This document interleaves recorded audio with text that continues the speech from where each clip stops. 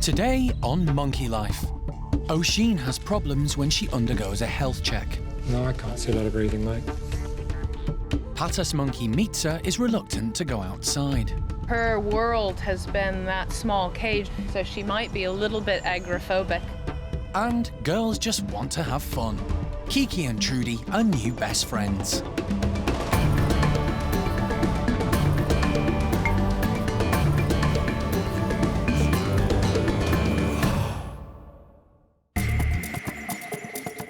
Monkey World in Dorset is the largest sanctuary of its kind on the planet.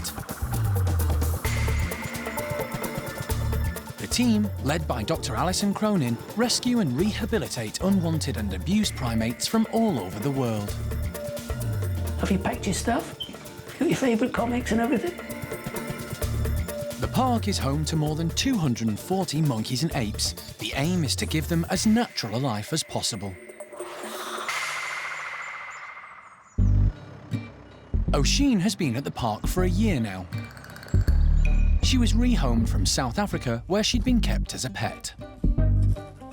Normally, primates are given medical checks when they arrive, but Oshine was clinically obese, and staff couldn't risk putting her under sedation.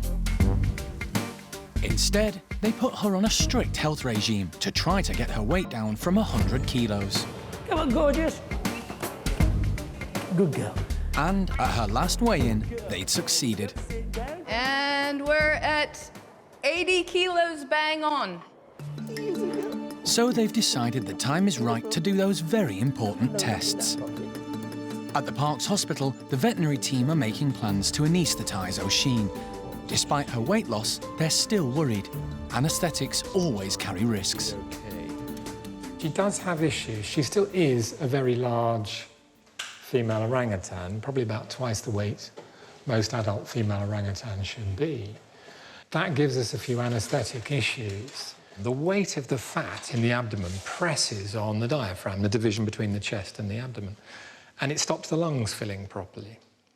Not only that, if you turn them on their back, all that blubber sits on and squashes the main vein returning blood to the heart. So we have to knock her out and then position her so that the weight of the guts falls towards her legs and her chest can expand and that blood vessel isn't compressed. Oshine's badly affected by her menstrual cycle, often becoming moody and withdrawn. So while she's under anaesthetic, John is also planning to give her a contraceptive implant to try and regulate her hormones. We took the opinion of a human gynecologist on this, and they were saying a lot of overweight women also have a lot of severe period pains. He was expecting it to improve somewhat when the weight is further reduced, so we are going to shut that down for about 12 months. Instead of taking her to the hospital, the team have decided to carry out the procedure in Oshine's bedroom to avoid any unnecessary stress. The other orangs in the nursery are keen to know what's going on. John and the park's vet, Mike Nathan, are preparing the anaesthetic outside so that Oshine doesn't see them. We'll knock her out in a bedroom, we'll do the procedure in a bedroom, we'll wake her up in a bedroom. It'll be a bit of a squidge for us, but that's not the primary concern, really. I think it'd be better for her and quicker. Oshine is being given the injection by hand rather than darting her. Like all the primates at the park, she has regular injection training to prepare her for days like this. Staff use a clicker. If she presents the right part of her body, she gets a click and a treat. Once Oshine is unconscious, the procedure can begin. Hold on to that. That's it. Animal director Jeremy is assisting. John checks her airway. He's becoming concerned about her breathing. No, I can't see a lot of breathing, mate. He decides it's too dangerous for her to lie flat. He needs to move her. Good. What I want to do is basically turn her through 90 degrees. Keep the head roughly in the same position. Do it at the back of her arm, maybe. Head back. More woodwork. Yes, tuck it in. Try that. Try that. Try leaning back. That's it. With Oshine in a more upright position, they check her breathing again. John continues to monitor her. It's the position she was in initially. She wasn't actually able to breathe at all.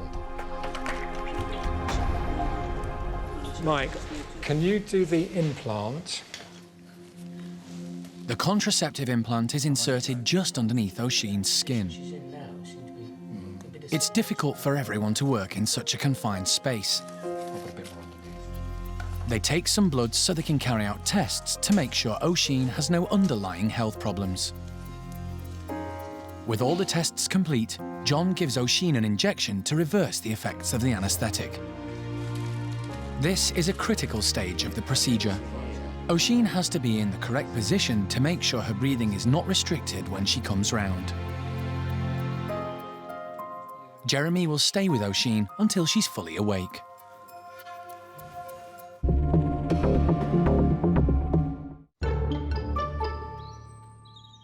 Something unusual has happened at Hananya's enclosure. The boys are nowhere to be seen, and the girls are making the most of it.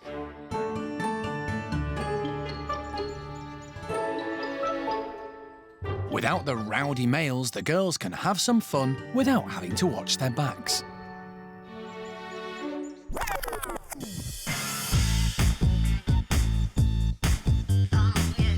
They set off on a patrol of the perimeter fence. Once they've checked out the neighbourhood, they start to chill out.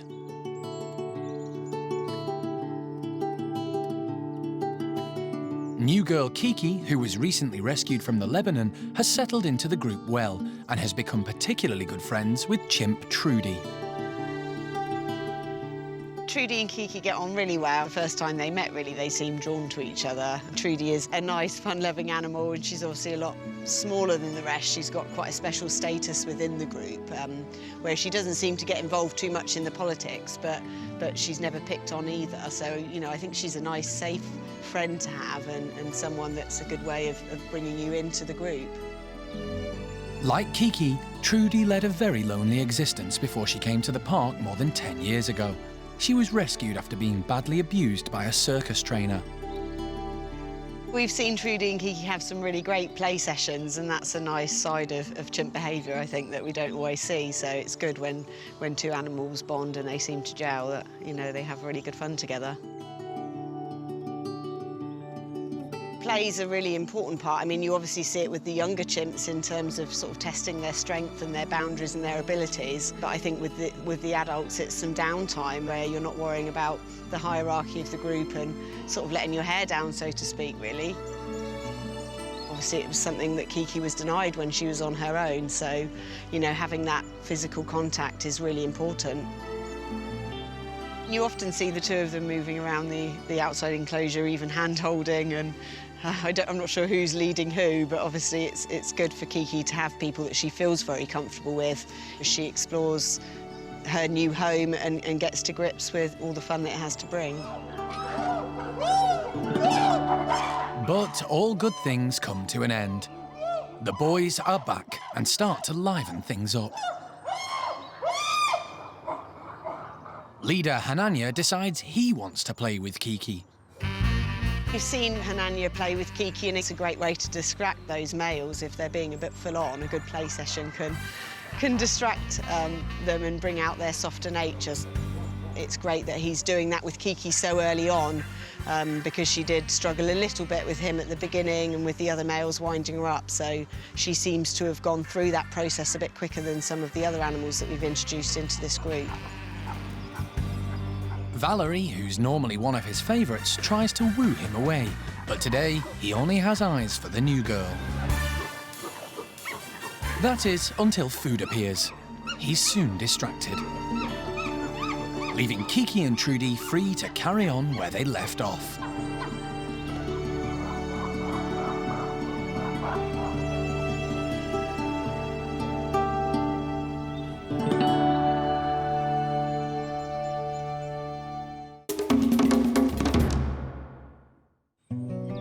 At the Siamang Gibbon house, there's finally some good news. Alison has found a new mate for Sam. He's been living on his own since his son Onion tragically died after the veterinary team found an inoperable tumour in his gut. This looks bad, Alison. That's all right. Yeah, I'm very sorry. It was particularly sad for Sam, as he also lost his partner Sage a couple of years ago. When I first started looking for a companion for Sam, you know, I sort of first called around local zoos and wildlife parks just to see if they had any individuals that would be appropriate pairing for him. So in my mind, I had, in an ideal situation, a female that's the same age as him, so that they sort of spend their end of days together, because he's getting older now. And finally, actually, I came up with the ideal companion, I hope. It's a female who's 18, 19 years old, so a similar age to Sam. And she's currently living at Dublin Zoo, so not that far away either. Sam's new friend is called Sasak. The female who's coming here is already with a partner and one of her offspring. And that pair bond will be sort of cut short quite sharply because they don't want her breeding anymore. And she'll be sent here to be with Sam. He's got a vasectomy. There'll be no more babies. And that will be quite a short, sharp transition for her, whereas Sam's transition has been perhaps more like it would be in the wild, where there's a period where he'll be on his own, actively, potentially looking for a mate, and therefore quite keen to meet a new lady. Sasak will make the journey across the Irish Sea to Dorset in the next couple of weeks. He's been trying to tell the world if there are any ladies out there, and we've been able to help him out and track down a lady, so it's only going to be a matter of time now before we can get Sasak over here to meet up with Sam, and then hopefully they'll be able to live out their days together.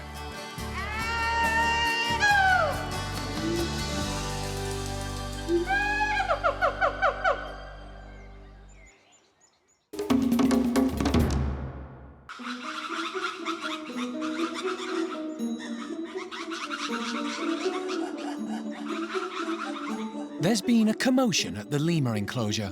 The group led by Fennel and Kaya have been making rather a lot of noise. Out in their tree-filled enclosure, they're always on the alert for any forms of danger, just as they would be in the wild. They do what's known as an alarm call, and this is seen if there's something that they feel threatened by. So in the wild, it would be predators or maybe other lemur groups that are encroaching on their territory. Obviously, we don't have those same threats here at Monkey World.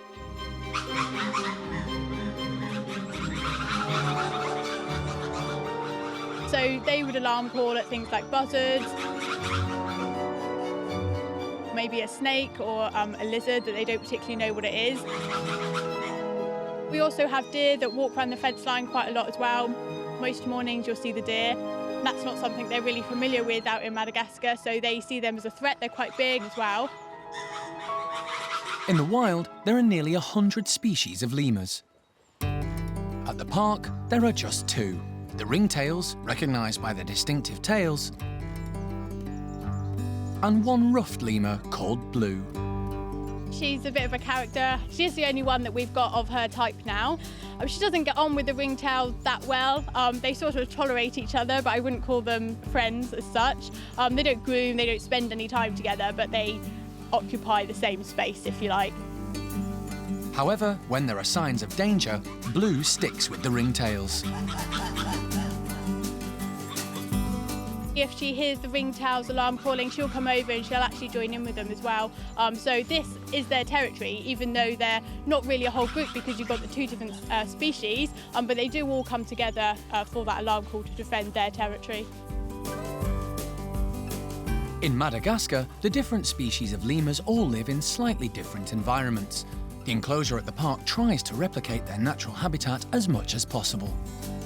It's as near to what they would find in the wild as we can provide, really. It's just a piece of forest. There's trees, there's foliage where they can forage. We provide food for them, but all day you'll see them foraging on the leaves in the trees, and they'll eat the bark and things like that.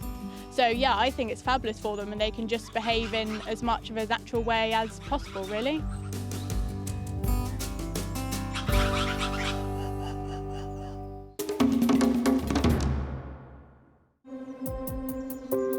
At the Orang nursery, Oshine is waking up after her anaesthetic. Will she sit up, Jeremy? Because she's not going to breathe desperately well like that. Because Jeremy has such a good relationship with Oshine, he's able to stay with her. It was me, I'm the bad guy. It's a rare luxury, really, because the majority of orangutans, or apes for that matter, you wouldn't tolerate somebody in there with them. Oshine's a bit different given her history, and it's terribly convenient for us that you can do that. We can watch her move around a bit more and her colour, etc., because if we just left her, there's every chance she'd curl up in the corner and that would be it. And you just see a ball of orangutan, difficult to assess. So this is actually very good. Oshine is woozy from the effects of the drugs. John is always anxious at this point of a procedure. You have to be a little bit careful about this. This is called recovery phase. And in my career, I've lost 3, all in recovery, all at this time. They come round, or they apparently seem to come round, and then they crash. So it's not 100% safe period. Finally, with Jeremy's help, Oshine finds her feet. There we go. She's bewildered by all the fuss, but makes the most of being with Jeremy.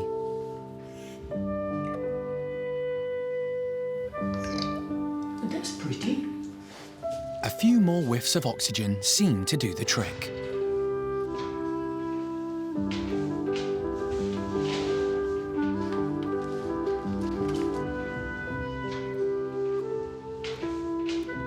Now she's up and about, her new friend baby Sylvester is allowed to visit. Sylvester, come on, buddy. Good boy.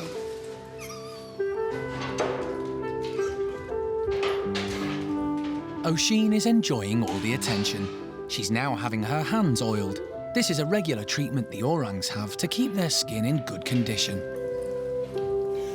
Good girl. We've kept a closer eye on Oshine today, just to check that she is eating and drinking well. She's really happy to be back with Sylvester. She's pretty much back to her usual self now.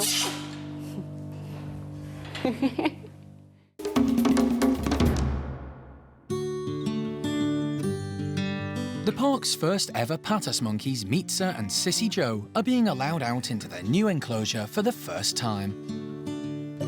Mica was recently rescued from Slovenia, where she'd been kept as a pet. Sissy Joe came from a sanctuary in Cornwall. Until now, they've been kept inside to give them a chance to get used to their new surroundings. Today we thought we'd try and relax things a little bit more and let them outside into their new outdoor area for the very first time. So it'll be very interesting to see because, you know, Mica really hasn't had the ability to move around freely for more than 3 years now. And both of them are in an entirely new environment. So it'll be interesting to see who's the bravest, who gets on with things, and who leads the way. Sissy Joe is unfazed and calmly begins to explore. She seems to have had no problems settling into her new home. We were a little bit worried about how she would adapt and whether she'd be frightened of men. Apparently she's a little bit skittish in the wind, all of these different things. But to be quite honest, you can see, you know, I've not known her that long. She's very happy walking on past me. It is a blustery day. Doesn't seem to be a problem with that. And she's getting around and exploring her new home. So it's really nice to see, and I'm hoping that Mica will sort of see that she's quite calm and relaxed about everything and take her lead and come out nice and slow. But Mica is more reluctant. She's had a lot to deal with over the last few weeks. Leaving her home and getting used to a new life with another patas monkey. She was kept in a cage in Slovenia because her owner couldn't handle her. Her world has been that small cage for 3 years, so she might be a little bit agoraphobic. So I'm hoping that, you know, Mica will take her time, but that she will get used to coming outside and follow Sissy Joe's lead very quickly.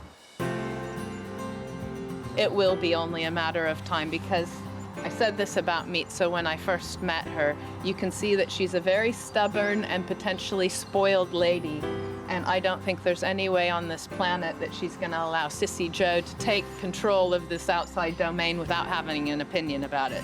So She's holding back right now, but I think it's only a matter of time.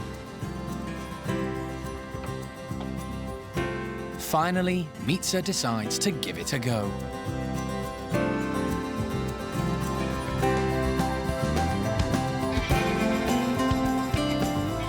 She spots Sissy Joe and immediately starts grooming. Grooming is actually a really social behaviour for all primates. It creates bonds within individuals throughout the group, and it also encourages the trust, which is really important as well. And the more that they groom, the closer that they become together. So the more grooming we see, the better it is for them. I think slowly is the way forward with these, and obviously we can just learn by their behaviour whether they're enjoying each other's company or whether they actually want a bit of space from each other, and we'll just go from that, and if they feel confident then so will we, and we'll just gradually keep them together for longer until they then are together full time. It's been a bit of a bumpy road, but we're definitely getting there, so fingers crossed.